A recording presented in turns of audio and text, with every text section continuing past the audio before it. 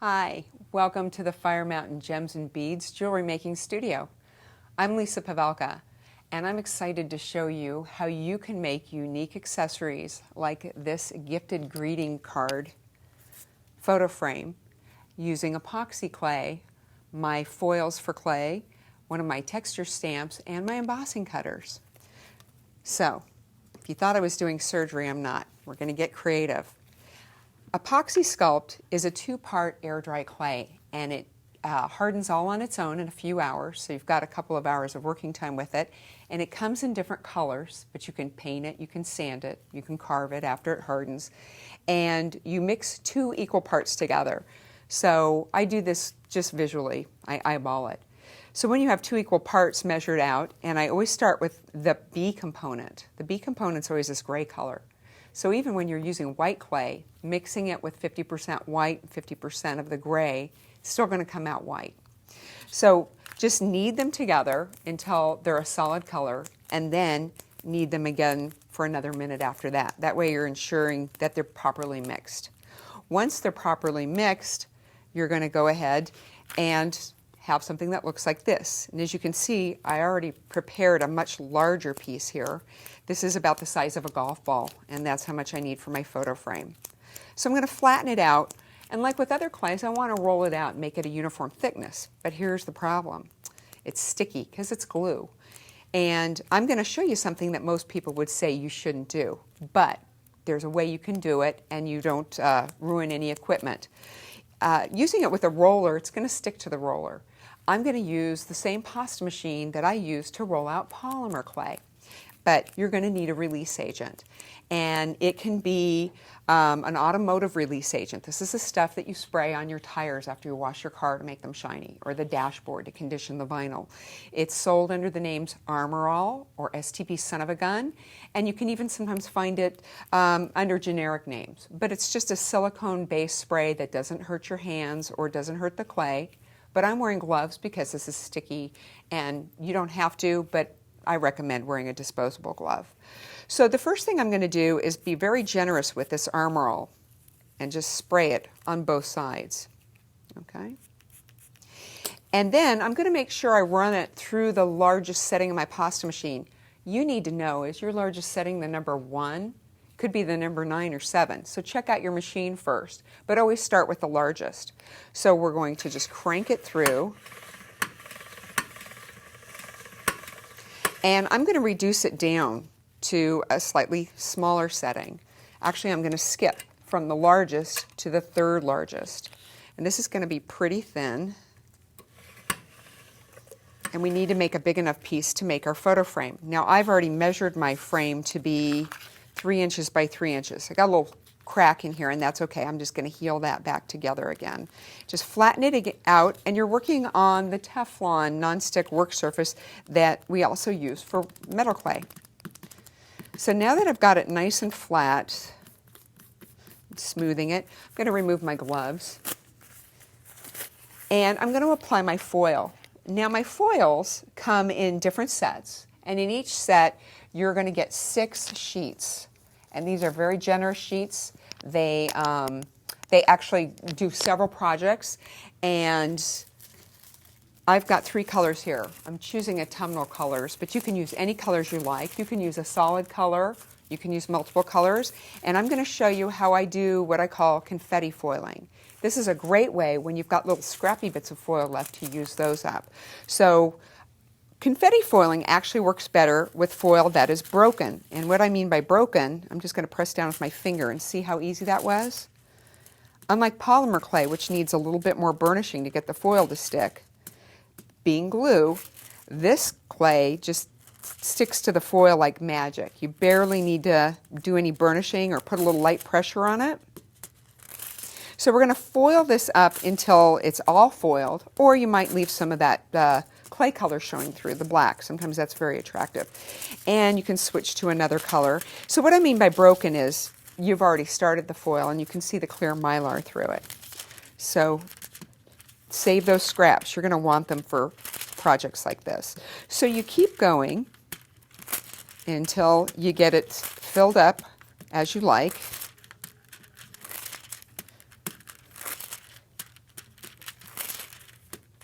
So we're getting that gold laying over the silver, and you can go back and forth. So notice I'm not laying down big chunks of it. I want this look like you threw confetti in the air and you just let it land wherever you want. So I'm going to go back and just do a little bit more silver. Now some of this is going to be scrap, but I can actually roll it back up when I'm done, whatever's left over, and I can knead the foil away and use it again for another project. Maybe another foil project or something where I embed crystals. Now, most of my clay is filled with foil, but there's still black showing through. So if I lay down one solid color, or I could still do that confetti technique, and I burnish it, and you might use some scrap paper. I'm just going to use my foil upside down so I can burnish it, put a little pressure, a little heat, and we're going to rip it off very quickly. And that left the foil covering most, if not all, of the black clay. So it doesn't need a release agent at this point, but just to be on the safe side, I'm going to use that Armor All again and spray it over the foil. Not going to hurt the clay, not going to hurt the foil. And I'm taking one of my texture stamps. This is the foliage stamp, but you can use any pattern you like. And while it's on that Teflon paper, we're going to lay it down, and we're going to take a roller. Now we don't need a release agent on our roller. It's not going to stick because of the Teflon paper. And we're going to roll with firm pressure from one end to the other. Don't roll it back and forth because we're not making pie crust, and that will give you a ghosted image. Now we gently peel it off, and you've got this beautiful embossed effect. Now you could take different cutters and make pieces that are for jewelry and cover them with resin later. That's another idea, but we're doing our frame. So I took a piece of cardboard, or you can just take an index card, anything to make a template, and I measured 3 by 3 inches. So we're going to lay that right down over the top, and with our blade, a clay blade, standing straight up and down, we're going to trim. So with one hand, hold that template steady.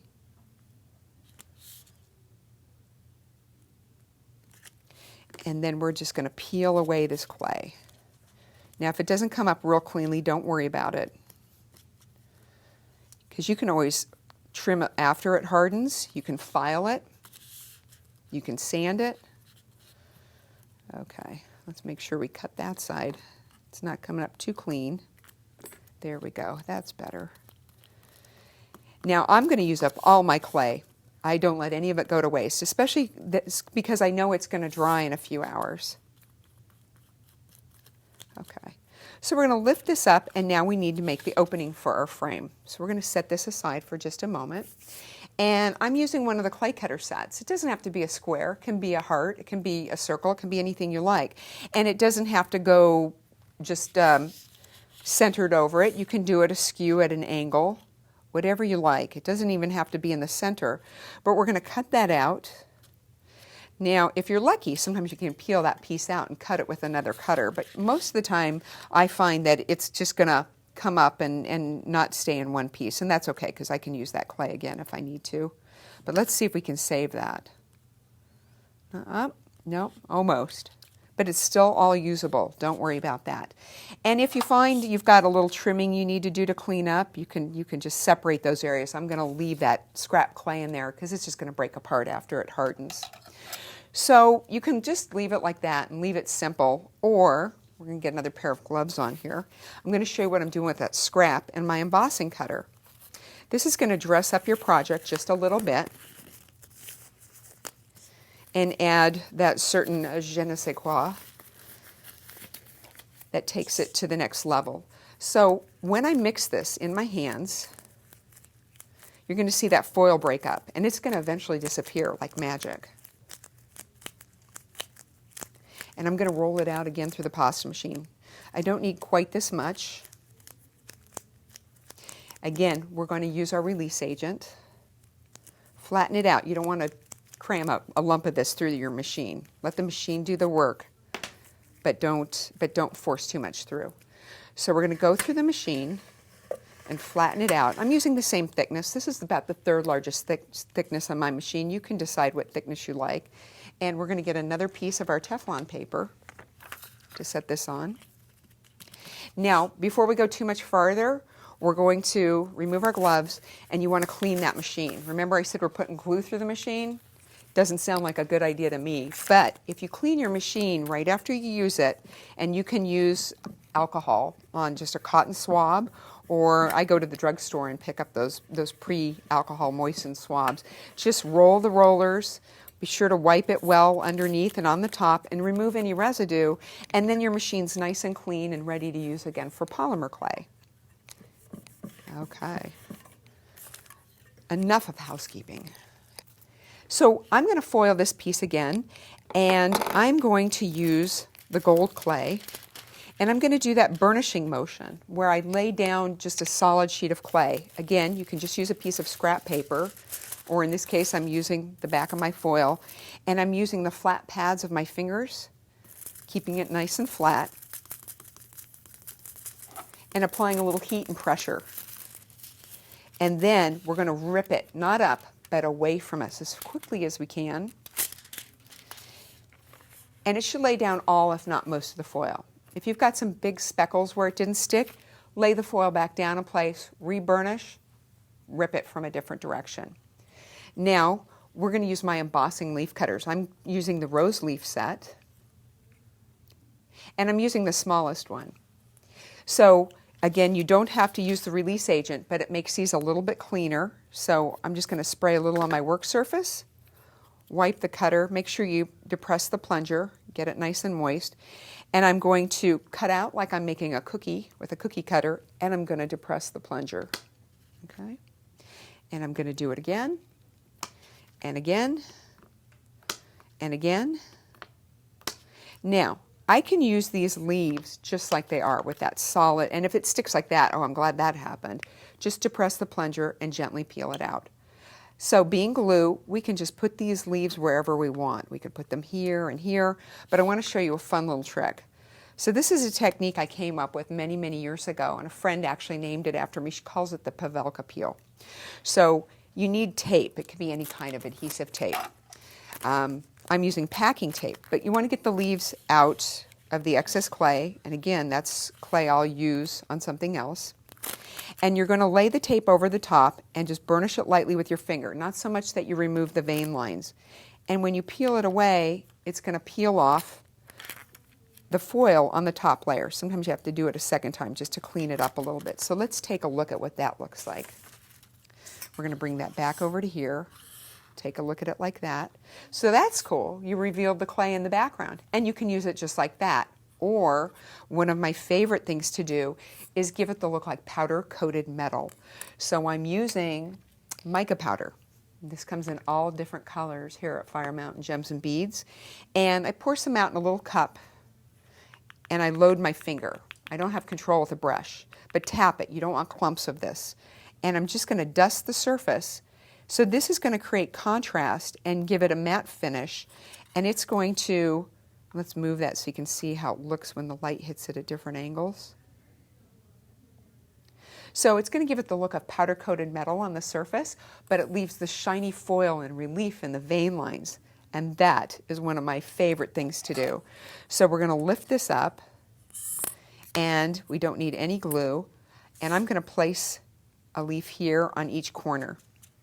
So here's one that I did earlier, and it's already dried, it's hardened, and you can see I did the reverse. I did copper in my impression, and I used the gold powder on the top. And then I just used the plain leaves all around. Let's take a look again. This is the confetti foil one. Okay, and I just used the tip of the leaves. I didn't have very much clay left over. You don't have to have a whole leaf on there. Get creative, use your imagination. Now, very last, you can make a greeting card out of cardstock, or you can often find just blank cards, even decorative blank cards. And then when your piece is done, like this, take your picture, and you're going to get a little Scotch tape, and tape your picture into place in the opening. So we're just going to center that. Oh, isn't that sweet? And just tack it down enough to hold it. 2 pieces should do the job. And I cut my template down from that 3-inch size. I cut it down about a 1/4 inch or so that it's going to fit on the back but not be sticking out. All right? And we're going to take some E6000 glue, which just will hold just about anything together. And make sure we get on and near, not on the edges, but near the edges. Remember, glue's going to spread out, so you want to be close to the corners and the edges, but not right at them. That way you don't have any mess to clean up. So we're going to place that down. And you could just put it on the greeting card, but I like to make it into an actual gift. That's where the gifted greeting concept comes into. So you can go to your office supply store and find magnetic sheeting. A lot of times this is designed to be printed on. And you're going to put the shiny side face down against your cardboard, some more E6000. Same thing. Just about at the corners, not on the corners. Whoops.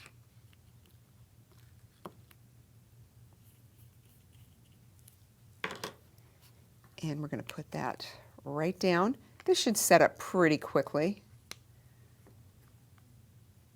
You can even turn it over and weight it with a book just to make sure that it makes really good contact. But once it's dry, I use a little poster tack, something else that I get from my office supply store, and I put a few little pieces on the back, put it on my card, and then when they get the greeting card, it becomes a gift. So it makes a lovely refrigerator magnet, or they could work on their filing cabinet, and it's just another fun way to work with epoxy clay. Thank you so much for joining me in the Fire Mountain Gems and Beads Jewelry Making Studio, and happy claying!